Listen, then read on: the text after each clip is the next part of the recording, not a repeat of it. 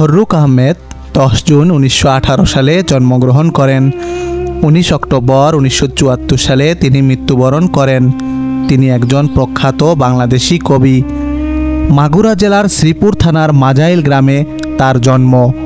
ফররুক আহমেদ মুসলিম রেনেসাঁর কবি বা মুসলিম পুনর্জাগরণবাদী কবি হিসাবে পরিচিতি লাভ করেন। তার কবিতায় বাংলার অধঃপতিত মুসলিম সমাজের পুনর্জাগরণের অনুপ্রেরণার প্রকাশ পেয়েছে। সাহিত্যের নানা শাখায় বিচরণ করলেও তার প্রধান পরিচয় কবি।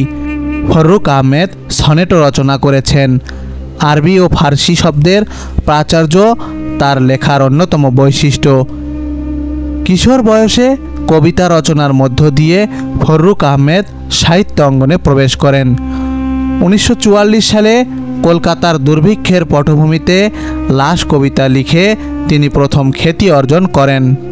ফররুক আহমেদের প্রধান সাহিত্যকর্মসমূহের মধ্যে রয়েছে কাব্যগ্রন্থ সাত সাগরের মাঝি, সিরাজ মুনিরা, নৌফেল ও হাতেমতাই, মুহূর্তের কবিতা, ধলাই কাব্য, হাতেমতাই, নতুন লেখা, কাফেলা, হাবিদা মরুর কাহিনী, সিন্দাবাদ, দিলরুবা, শিশুতোষ গ্রন্থ, পাখির বাসা, হরফের সরা, চাঁদের আসর, সরার আসর, ফুলের জলসা।